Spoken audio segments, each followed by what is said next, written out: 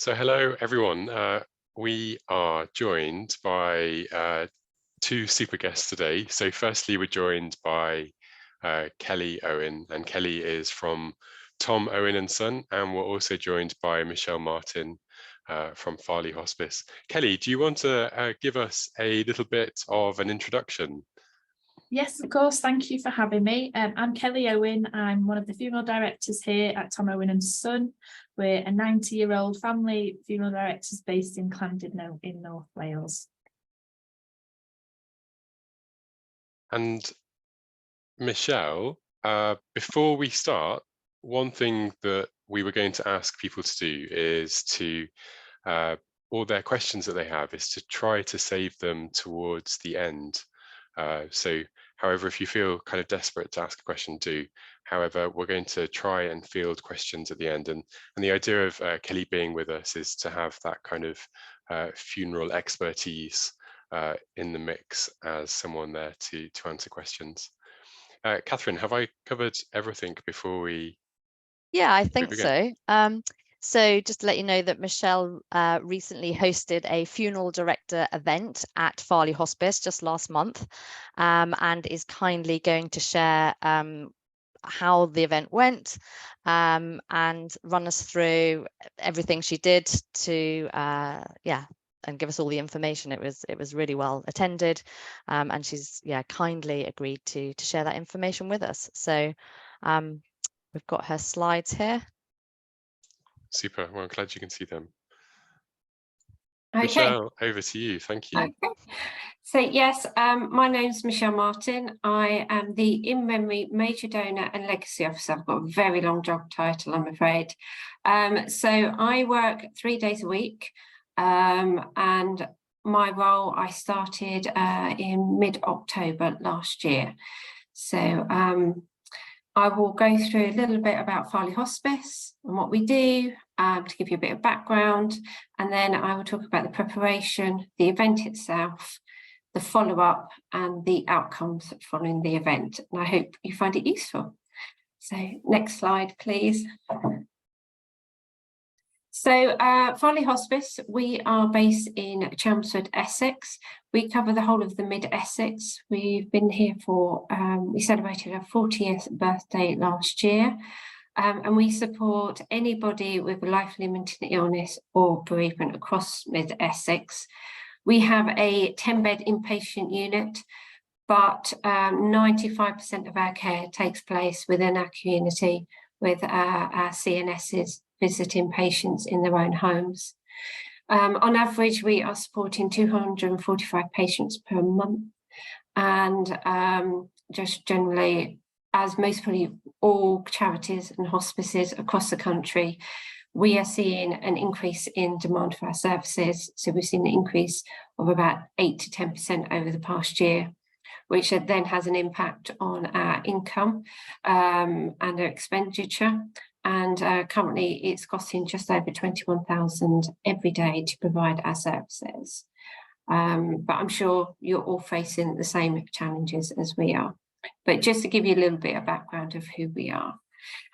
So as part of that, we are very much involved with Much Loved, which is really beneficial to Farleigh Hospice. And obviously one of the key engagement tools for Much Loved is our funeral directors. And we haven't really invited our funeral directors into the hospice before. We've had COVID, so obviously engagement went down, we had change of staff. So we decided it was really important to get the funeral directors in to see what we're doing and to show the difference they are making. And because I don't think they realise the huge impact their money helping us use Much Loved. The money that's raised makes a huge difference to Farleigh Hospice, and we wanted to show our appreciation to the funeral directors. So next slide, please. So preparation. Basically, if you run an event, you want people to turn up. And without that, you don't have an event. So I thought I'm going to phone round a few of our funeral directors and basically say, are you interested in attending an event? What is your preferred day of the week? Preferred time of day? And also it was a great opportunity to check their contact details and update our database. Because it has been a little while since anyone's really been doing my role. So I wasn't sure if I had all the correct information for the funeral directors. So between me and a volunteer, we were phoning around, gathering that information. So based on that information, which is on the next slide. Excellent, thank you. We based on our feedback, host an event starting at 7:30 a.m. We held it on a Wednesday because they said basically that would be their quieter day. I think they're always constantly busy, but Wednesday is their preferred day in our local area. We started it early. The idea was we finished by 9 a.m. so that those that needed to leave early and get back to their branch before 9 a.m. could, but we tried to make sure everything was wrapped up by 9 a.m. We had the event at Farleigh Hospice because that's the perfect location. A is showing the funeral directors where their money's going and how they're making a difference. And also, I'll be brutally honest, it's free because we had a big room. So that kind of keeps the cost down a little bit.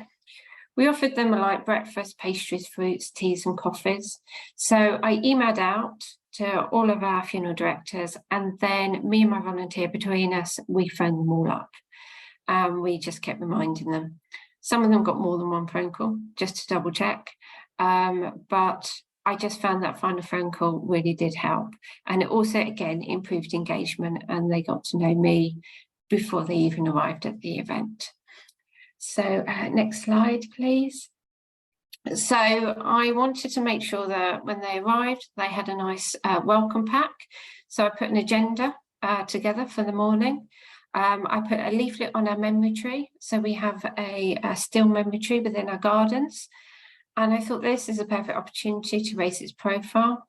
Leaflets and goodies from Much Loved, which was absolutely fantastic. They were really pleased with those. We had a little booklet, a pen. Everyone loves a free pen. And we had a little badge and a few other bits and pieces, which really helped make the pack. And we put some information about our events and things that we were doing at Farleigh Hospice. I also put a feedback form in. I know we all dread a feedback form when we turn up at an event and they ask you to fill one in, but they are really useful. And a certificate showing how much they had raised. I decided to put them in the packs rather than present them, because obviously some of the funeral directors have been supporting us for years and had raised over the years nearly £700,000, which was one of our highest ones. And then we had another funeral director that maybe have only just joined us over the past couple of years and had done £10,000. That £10,000 is really important to us, but I didn't want them to feel undermined by the £700,000.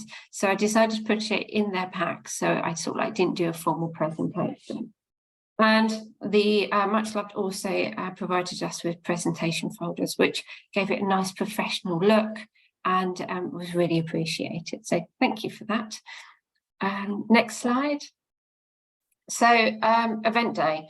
So as I said, when the guests arrived, they all received a welcome pack. We had 4 speakers. So myself, it was a good opportunity to introduce myself. A lot of them I hadn't met them face to face before. So I was welcoming and closing the event. We had our head of nursing.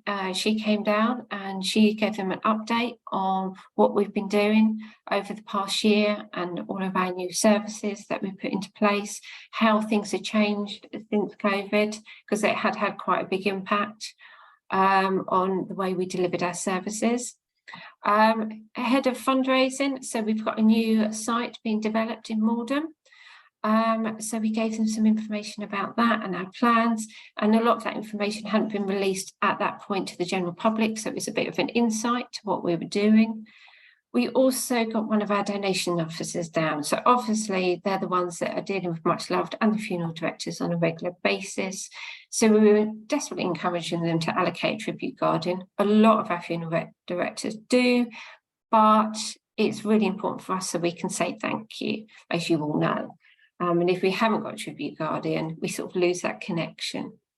And also the importance of gift aid and encouraging people to let them know about gift aid. Obviously that extra 25% is huge.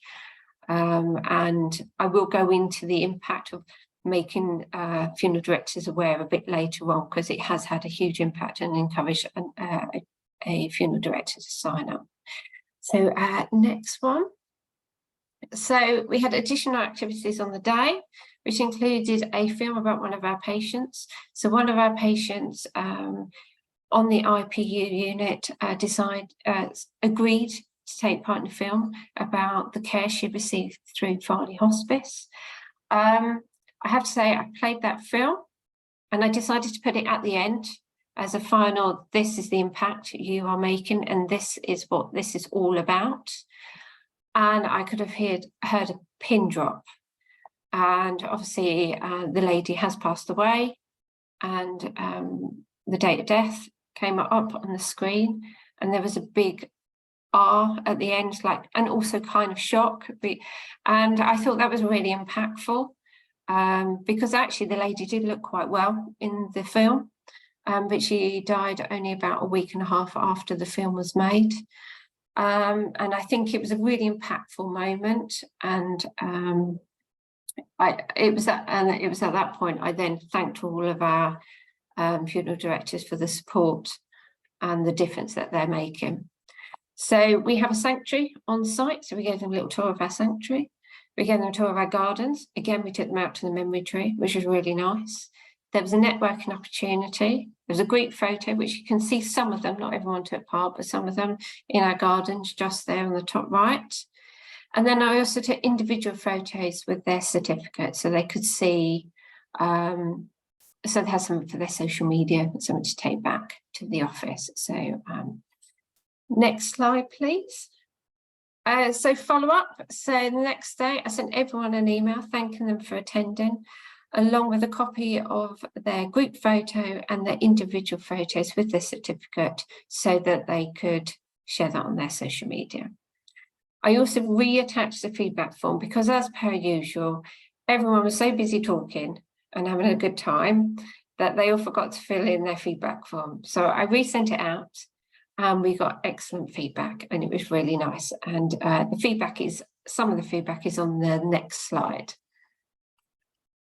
So we had really positive feedback. So it was right time, right day of the week, and good location. So it was worth phoning around and finding out what people wanted.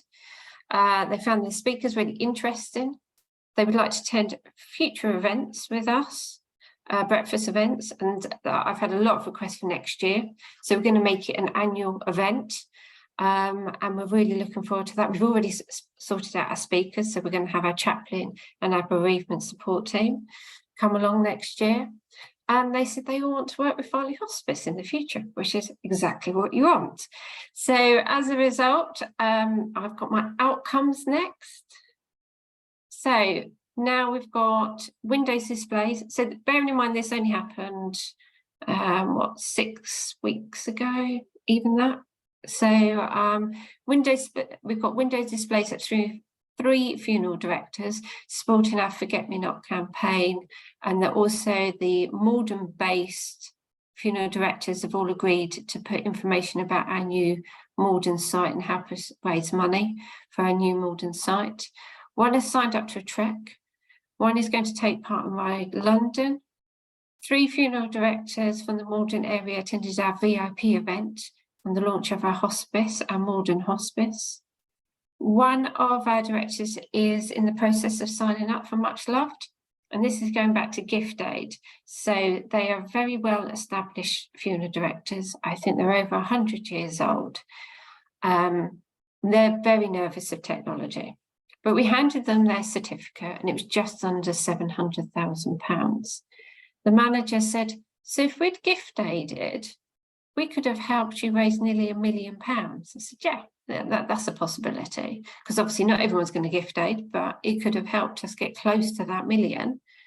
So anyway, they said, we're really interested. So then as a result of that, I went down to meet with them, and they have said that they would like to join Much Loved.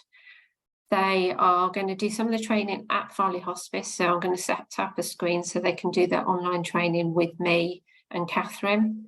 Catherine's already spoken to them. So, and it's one of our big funeral directors, and our donations team is very excited because obviously it helps reduce the admin for us so that everyone's very happy. So it's all good stuff. Another funeral director is planning on hosting a fundraising event. And I've just went to see a funeral director this morning to drop off some of their bits for their window displays. And they are going to do our splash out event. The whole team are doing it. And they found out about it at the event, funeral directors event. And they're doing splash out this Sunday in aid of Farleigh Hospice. So, and as a result of that, they're going to take pictures and we're going to do some social media posts with them.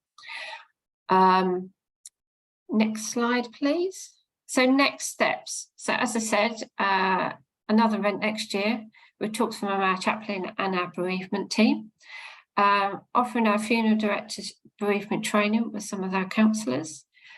We're going to organise a quarterly electronic newsletter to give everyone regular updates on what we're doing and encouraging them to get involved. And basically our overall objective is just keep on engaging and keep that communication going and not just leave it to a one-year event. But I think the relationships are starting to build. Also, there was a couple of funeral directors that couldn't make it, but because I had telephone calls with them, one has agreed to give us yearly donations, and that could be up to about £10,000 to £15,000, which is going to be fantastic. And I've got another funeral director who would like to do window displays for a couple of our events. So even though they didn't come along to the event because they couldn't, because we had a telephone conversation, they are now supporting us. So I think that's everything. So I hope I've helped. I think that is the last slide. I'm pretty sure it is. Yes, it is. Okay, that's perfect. Oh, super. Thanks, Michelle. I'm wondering, Catherine, did you spot any questions in the chat? Yeah, I think this is where the questions are all going to come in now. So let's have a look. So here's some. Oh, so Olivia's asking, she's missed what day of the week it was. So very interested in the time and day. So it was on a Wednesday. And they all said that they wanted to have a morning meeting. So I set it up for 7:30 in the morning.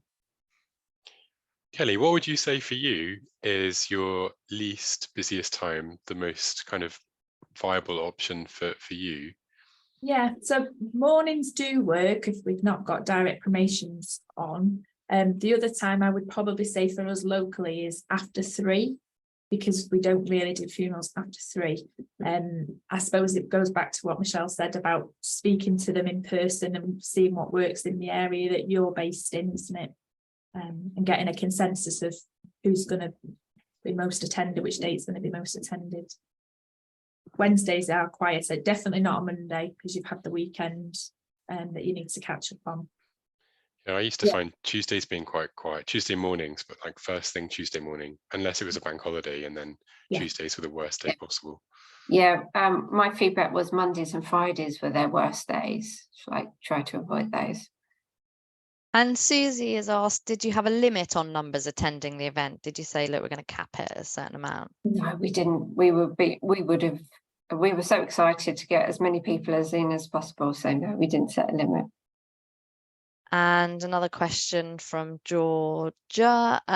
Did you invite all the funeral directors in your area or just specifically ones that already supported you? We invited everyone because we saw it's an opportunity. So much loved it. So it was initially going to be based around much loved and encouraging them to and talking about much loved. But we decided actually we wanted to encourage more funeral directors to sign up to Much Loved because it works better for us as a hospice. So we invited everybody. Yeah, that's really good actually. Yeah. That's great because Joanna is at Air Ambulance Kent and they're looking to do something in August. So she's very appreciative of the information there. So let's have a look. Well, Joanna, London Air Ambulance have also planned something, so it might be worth having a chat with London Air Ambulance as well, because I think they've got some kind of VIP access to a helipad.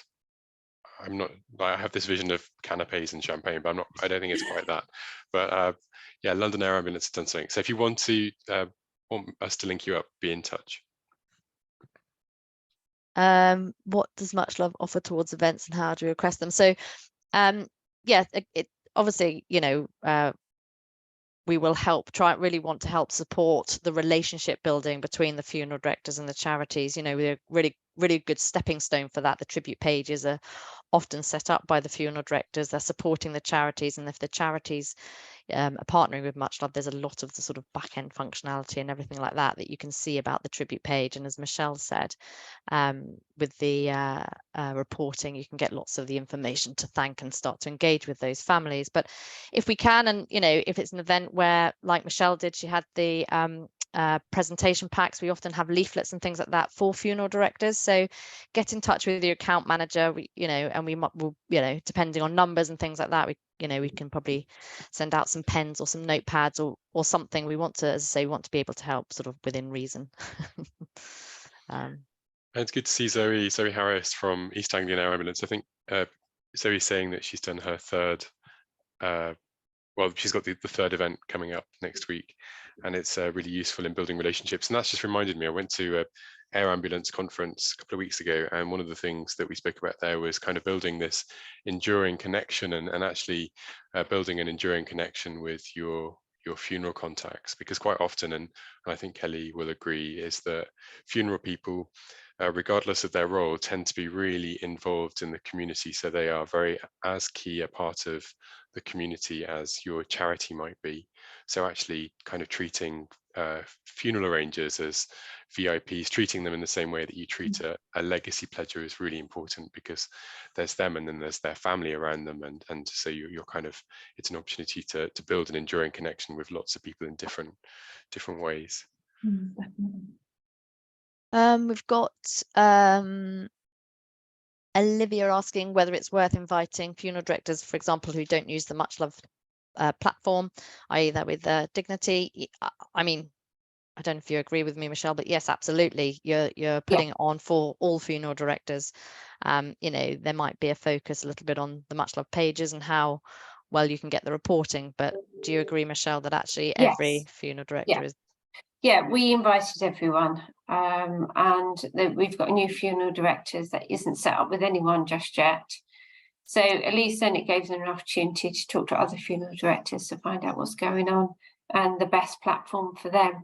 And that is the reason why one of our funeral directors, who isn't with Much Loved, spoke to everyone else in the room, and that confirmed for them they wanted to go with Much Loved rather than different platforms. So I think it's definitely beneficial. I agree. I mean, I know Dignity might not be able to move over to Much Love, but there are other ways they can support you as a hospice, aren't they? Whether it's their community pot at the end of the year or charity or the fundraising things they could do with you. So yeah, I mean, they can take part in events, do treks, do so they could be part of our Light Up a Life services. So there's lots of opportunities that they can engage with us. And also, I think a lovely opportunity to say thank you, irrelevant of you know, where the money's coming in from, is just a really nice opportunity to say thank you for everything that you do. Ellen's asking what was the take-up rate for the attendance. So I would say that we had about 75% take-up rate, so which was really good, really good. Yeah, really good. And it was interesting because what I really liked when you were sort of talking is the preparation, the fact that actually you put the emphasis on the funeral director to say, look, you know, we want to host this event. One, are you interested? And two, what works for you? That was a lot of groundwork that was well worth it in the end. I think Zoe's just invited us all to hers in Cambridge on Wednesday at 6. In the morning. In the evening. And then there's a question to Michelle, and the question from Tracy Henderson is, what are the key things you think you would like to know about a charity? Oh, I think this is to Kelly. So what are the key things you think you would like to know about a charity?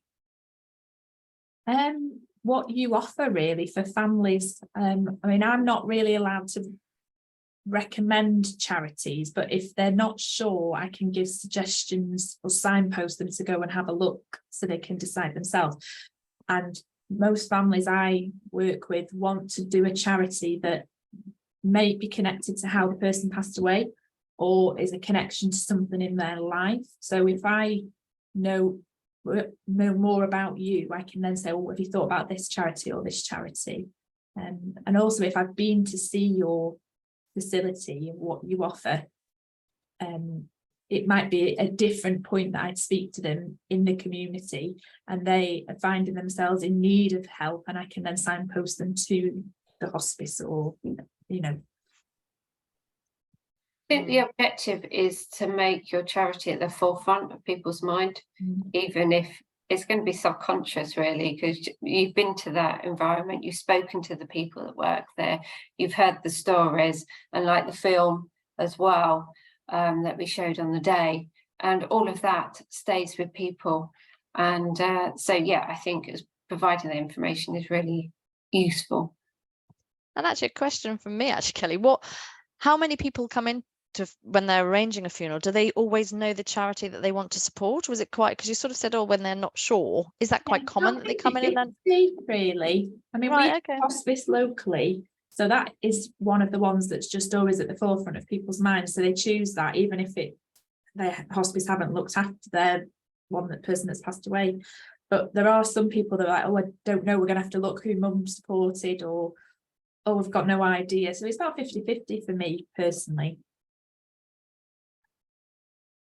Jumping back slightly to Tracy's question about what would funeral directors like to know about charities, kind of echoes with what Michelle was talking about with the idea of having someone from the counselling service talk with funeral directors, is that there's actually quite a lot of CPD that you can share with funeral people. And I think there's an air ambulance charity, I think it actually might have been Zoe, organised CPR at one of her events.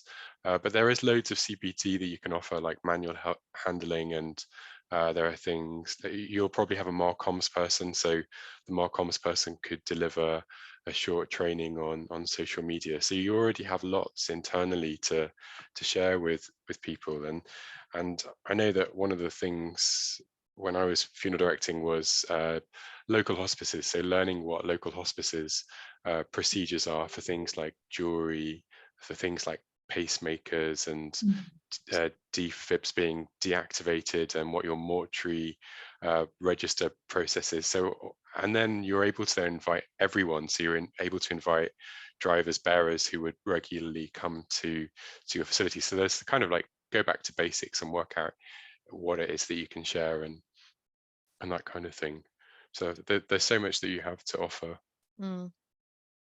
I think there was a charity saying that they couldn't have people on their premises, and whether an online event might work. And I think it could work. It's likely that I don't know if you're a local or a national charity, but there are a few trade associations. So you've got the National Association of Funeral Directors, you've got SAFE, which is the Society of Allied and Independent Funeral Directors, and then you've got the British Institute of Funeral Directors, the BIFD, and they are quite often looking for speakers, specifically CPD speakers. So you could also kind of piggyback one of their meetings as well, and they tend to be hybridized now. So I look after Devon, and we've got a meeting coming up and we're going to hybridize it. So offering to speak at those kind of things could be helpful if you're not able to facilitate an in-person event. Yeah, and I did speak to a different charity before, and actually they managed to get a local hall, a local facility. So although they couldn't host it themselves in their own facility, they were able to find a premises to host. It wasn't a funeral director event, but it was a different event. But yeah, being able to build relationships with other organisations that might maybe have the space. I think what some of the feedback we received was having that face-to-face contact did actually make a huge difference, because a lot of it was a lot of people that came along were the managers and the arrangers, and the arrangers said we never get to see anybody outside of our office. and it was so nice to see other people, other arrangers and other funeral directors. So that was really nice feedback. So I think the face-to-face does really work if you can find the right venue. And when you invited people, touching on that note, Michelle, did you very much make it clear that it wasn't just for the funeral direct, you know, when I say just for the funeral directors, but everybody from the branch as well? You sort of made that very clear. Yeah. And so one funeral director, I said, can I have invite someone from each branch? Because each branch had their own individual that would look after much loved, and I wanted them to come in. So one funeral director, they sent 5 members of staff along, so which was fantastic. So yeah, it definitely works that way. Yeah, brilliant. Just having a look through, there's lots of communication here. When you referred to, this is Lisa, when you referred to donations, please could you explain if there are other kinds of donations apart from donations from funerals? I presume, Michelle, you were talking about funeral donations, or were you talking about other donations? I think. Yeah. Oh, sorry, is that to me? Yeah, I think so. Lisa's asked that. When you referred to donations, I think we were talking about the donations coming in there sort of from funeral collections. Yeah, mainly from funeral collections, but some of our funeral directors have donated in other ways as well. So one holds a Christmas star event, so money's come in that way as well. So there are different channels, but obviously 90 to 95% come in by the funerals. Yeah, that's reminded me of the of donations that funeral firms can potentially make to charities. So the Competition and Markets Authority, my understanding is that without the funeral firm having to document everywhere, and there are multiple places where they would have to document if it were over £250 or more. So donations of £249 are quite easy for funeral firms to make. And there's also a bit, well, there was back in my day, a bit of nervousness around kind of building relationships with local charities for fear of how it might look. So actually, you making the first move and asking funeral people for sponsorship could be a really good opportunity, and it's quite easy for them to make the £249 donation, which I mentioned. And I think also I had an interesting comment from a couple of funeral directors thinking that we were associated with just another funeral director. So there was a funeral directors in the Braintree area, and everyone thought we were aligned with them and that we wouldn't be interested in engaging with anyone else.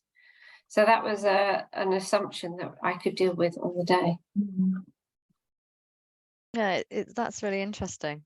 Yeah, that they think you're, as you say, aligned with us, and actually having that event did sort of open the door. It made everybody feel very welcome, and it sounds like you've built some fantastic relationships. Yeah. We've got a question. Oh, so James is asking, actually, did you limit the numbers for each? I know you didn't limit it in total, but from each funeral director branch, from each, I presume you said as many as anybody, you know, from yes, because I wanted to actually encourage basically anyone that has engagement with the local community. I wanted them to come along, because you don't know when that relationship could make a huge difference. So yeah, invite everybody. That's interesting. Rebecca's just posted that they sent a thank you letter to the funeral directors this year, saying thank you for assisting in setting up tributes with the amounts that those tributes raise. They didn't get any feedback on the letters, but calling to confirm who to send it to worked well to build those relationships. So actually, I think those, and it sort of resonates with that preparation that you did, Michelle, by actually not just sending them the invite, but first of all, phoning people up to say, you know, phoning the funeral directors to sort of really make that real person connection. Do you know what I mean? I think there's so much we do online now, email and sending things in the post, that actually a phone call and then an in-person event seem to have gone well. I mean, Kelly, do you get lots of requests and things like that coming through via email? I mean, I presume it makes a big difference getting a phone call. Charities? Yeah, or not really. Not really, no. I think I've had one certificate from someone about a year or so ago, which I put on social media. It would be nice to have a bit more of that, really, because it's a nice way to put things on social media that aren't necessarily reminding people that someone's passed away. It's a fine line, isn't it? You don't want to be eating your cornflakes in the morning and scrolling on Facebook and see something. But if you saw something about a charity, it also reminds you about the funeral director, but it reminds you about the charity. So it's a win-win, I think, isn't it? And the photograph that Michelle arranged of everybody there, you know, you could use that in multiple ways, whether that's on their websites or on social media as well, to say, look, you know, we were in help with this event, we attended this event, and yeah, both ways you get Yeah. And they all got individual photographs with their certificates as well, so that they could share that on social media as well. So every time I try and do something with a funeral director, I try and give them the tools that they can do something on their social media, so they get positive engagement and PR out of it. That's I love really the good. photograph idea. That's such a good one. That's something take away, something tangible. Well, not they can use it for where they want to use it. Yeah. We took part in a Dragon's Den recently for a charity. It wasn't anything to do with funeral directors, but because we're interested in being in the community and supporting, we went into a school and they were going to do the fundraising in their school for Friday. So we had to go at the school event, go to school fair on Friday and take photos again. It's like you can have a constant flow then on your social media, can't you, of things that you've done. People see that, oh, right, that community, they're really involved in the community, which is a good thing. It also helps the charities raise and profile, isn't it? Yeah. Yes, like as a charity, you're providing the funeral director with content to post on there, because actually I think it's probably quite difficult to come up with content, isn't it? It's like, oh, what should we post about today? You can't really do it like a behind the scenes too much. Yeah. I might be able to in my floral studio, but in a mortuary that would not, you know, certain people wouldn't want to see that, so it's very difficult. So if you can give a funeral director easy content, you know, that's brilliant, isn't it? Yeah, that's what we are trying to do. Any engagement, we are trying to give them easy content and photographs and some quotes from us, so they've got something to work with. Yeah, that's good. And if it's ever tribute related, then we do have on our charity support site lots of copy to download as well, that, you know, you can then bespoke to your organization. But yeah, you by all means use that, and the funeral directors as well have copy that you can download and use, if that helps at all, just in case you didn't know that.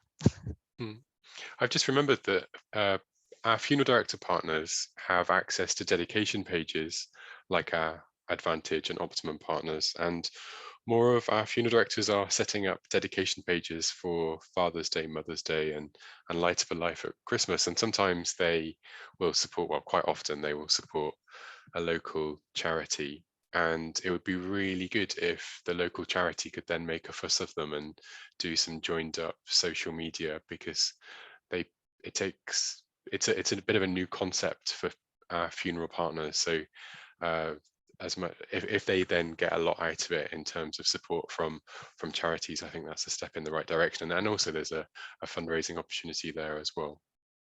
I just remembered that.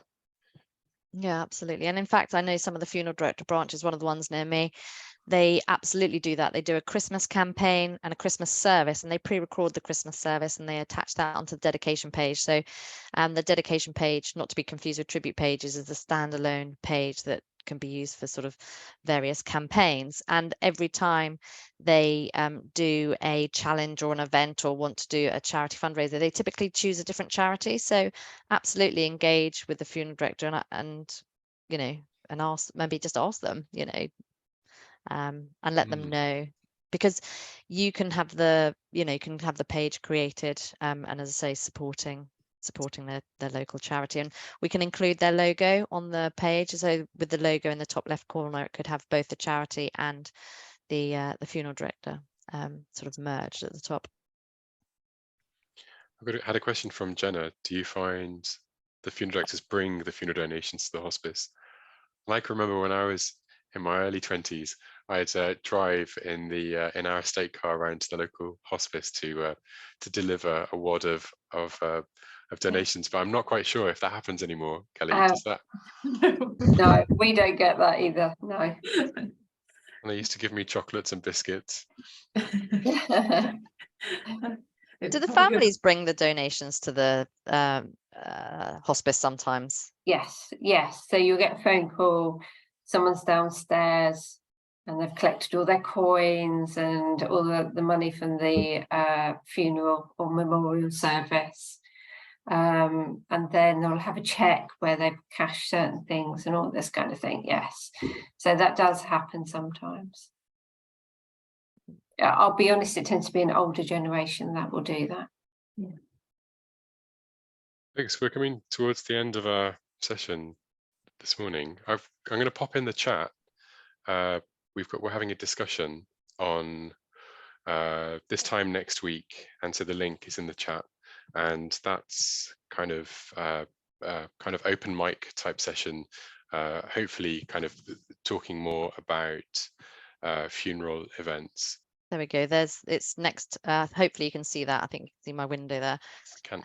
The follow-up next week at 11 o'clock. Sorry, I just sort of feel like I'm butting in there. It's like, oh, better share the slide.